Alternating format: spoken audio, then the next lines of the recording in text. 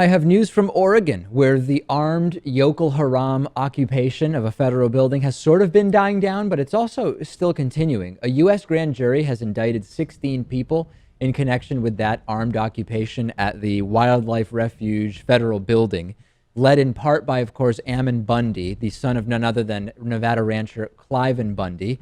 The entire thing sort of started to peter out with the death of militant Lavoy Finicum, but it is still going on. We now have charges against 16 people. The specific charges are currently sealed, but there's a prior criminal complaint which charged 11 of the former occupiers with conspiracy to impede federal officers, which, to be honest, sound like some of the more flaccid charges that could have been brought in this situation. They wanted detention. They've gotten the attention, Lewis. We will ultimately, I guess, find out what the actual charges are. I don't know if this is really the attention they wanted, although Ammon Bundy did say, hey, now that this is in the legal system, we can fight this thing. And I still don't even know what this thing is, but they can fight this thing through the courts. My sense is that's not going to be too successful. No. What they're going to be fighting for is their freedom at this point. Yeah.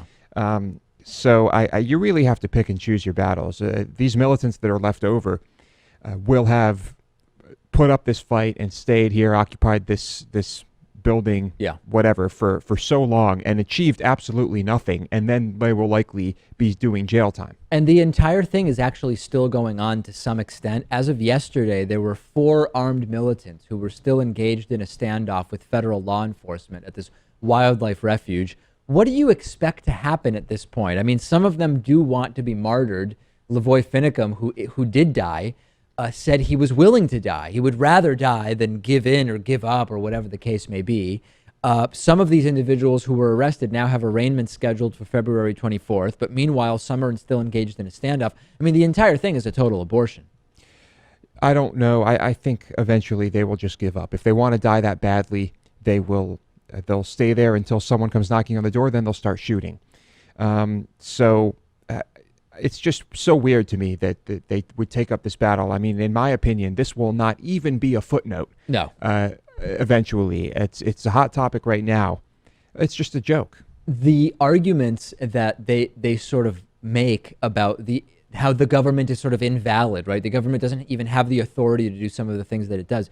It starts to be reminiscent of this extremist David Wynn Miller that we interviewed, who believed that by sort of restructuring his name with various punctuation marks and colons and apostrophes in the entire thing, he became an adjective or a prepositional phrase, or I don't even know what, and thus was non-taxable by the government, and the government's authority was not valid over him, whatever.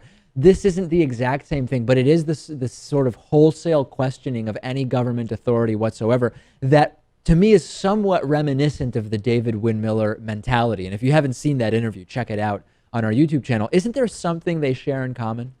I think so. I think if you take the type of person that Lavoy Finicum or Ammon Bundy is, no matter where they live, no matter what they're doing, they are not going to like whatever government exists in such a place. I think the only way these guys are going to be happy is if they move to the southernmost tip of Patagonia and live in complete isolation.